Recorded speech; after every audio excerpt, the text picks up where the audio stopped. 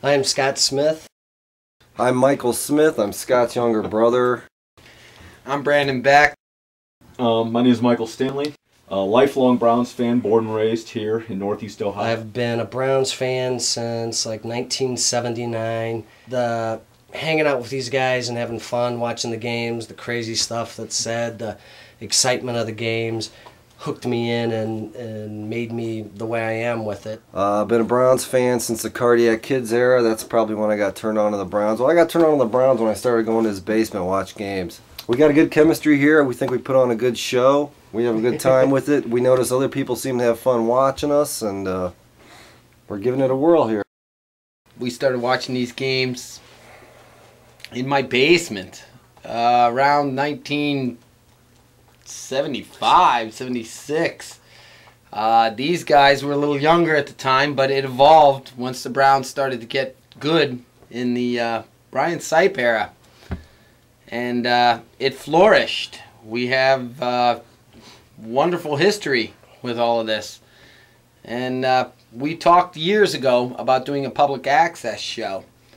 And it never came to fruition. I moved to Florida, basically. Plus, and even on public access, you still probably have to deal with censorship issues of the things that we say and talk about during the game. Plus, we were drunk all the time. There you go. Again, you got to be the hometown fan, and it's just the greatest experience. I read something somewhere that said there's no such thing as an ex-Browns fan. There are ex-Miami fans. There are ex-Raider fans. There's no such thing as an ex-Browns fan. There's something in the air. It's inbred here. Northeast Ohio is where professional football Mike's started. got brown in his pants. I've got brown in my pants. it's on the inside, though. On the inside of his pants. There's something about the Browns. There's something about a team that has never won the big show. You know, when I first started watching the Browns on TV, there were the Cardiac Kids, the Brian Sipe era, and it just was so damn exciting to watch those come from behind wins. But to be with your buddies and have fun and the laughing, and now, you know, I got my boys coming in watching the games with us. It's just that part of it's a big part of the camaraderie. But there's no way in hell I'm going to root for another team. And until they win the big sausage, I'm going to be friggin' crazy. And even after, I'll be a crazy Browns fan. It's just the history. Jim Brown, Otto Graham, Dante Lavelli, Gary Collins, Frank Ryan, Gene Hickerson, Marion Motley. The list goes on and on and on. And the fact is when we were little, the Browns kind of sucked.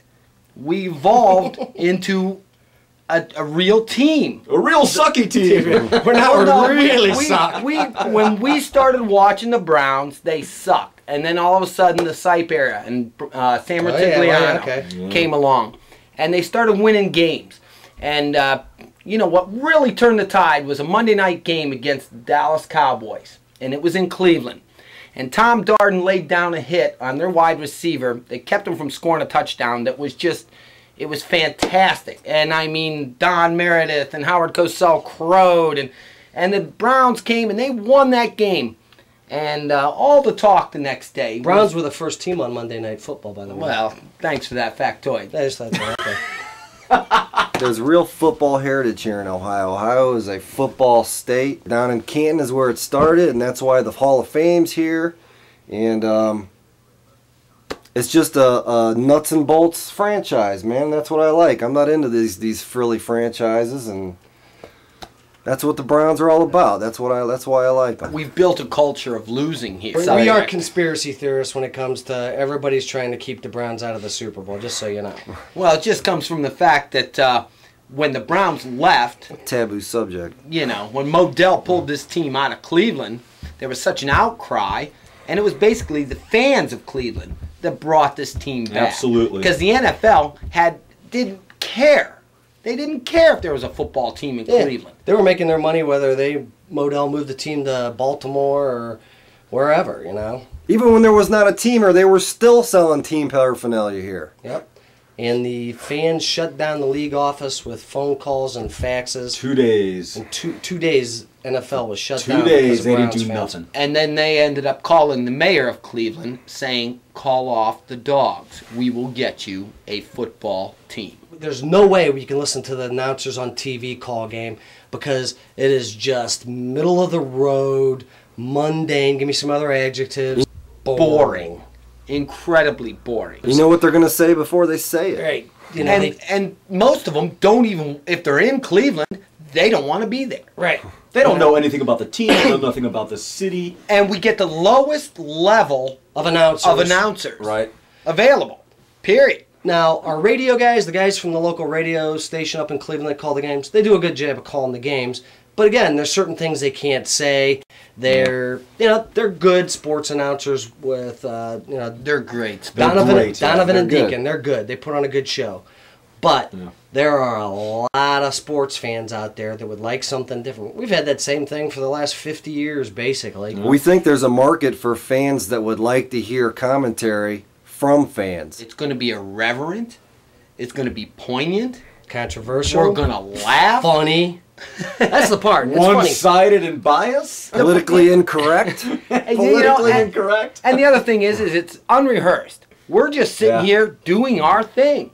We're being normal on a Sunday. It's normal Sunday activity. And yet we can still call a game and make it entertaining for somebody driving in their car or listening to the radio to follow the whole game, but hear commentary that they'd never get anywhere else. Something unique, different, reality radio kind of from the fans in the basement. The idea that I could actually sell it to somebody really didn't hit me until I heard about Howard Stern going to satellite radio because of his content having to be censored and being sued all the time on public radio.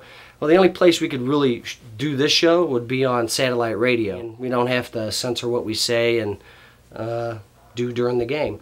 So I figured that would be the market for it, and what the hell, give it a try. People in California can turn on their radio and listen to a Browns game now. That used to be something that just wasn't possible. Now, because of technology and satellite radio, you can do that. This is a huge potential market. And this is a market that could go on, that could happen if this took off in every football town in the country. It's time for a new era in sports, sports broadcasting. This has never been done. And it's real. It's not some stuffy suit sitting up in a press box that doesn't want to be there. We may throw some stats out that aren't quite right, but we're biased. We're unpredictable. We're not lying about stats. We just might make a mistake while we're saying it. Entirely a mistake. You don't know what's going to happen. You don't know what's going to be said because it's all off the cuff, and we've got a venue that can be uncensored. It can come out naturally, and I think that will appeal to a whole lot of fans that are just like us. You can make money doing it. Bottom line, for you guys, that's probably what it is. That's kind of my point. It's going to be good entertainment. It'll be funny. It'll be quality play-by-play. Sirius Radio can franchise this out to markets all over the country because there are fans that want a narrow point of view delivered by their fans. Amen. In an exciting setting. It'll drive revenue for your company. It'll drive new subscriptions. New listeners will want to listen to this because it's something you won't be able to get anywhere else. And the content will be freaking great. That's my reason. And it is something you won't be able to get anywhere else. There it is. Michael? Actually, I'm really not much of a football fan at all. I'm really just trying to do play-by-play for future ping pong events, and I'm using this as hopefully a stepping stone. How would that play-by-play go for a ping pong event? And here's the end. It's getting over. Oh, and the shot and score. You had to be here to see it. We have a great time doing it. I think we really could have some success with Sirius, making a lot of money. For Sirius. And ourselves. Making money for us would be a plus serious about too. that. Yeah, and we are serious. We're damn serious about that.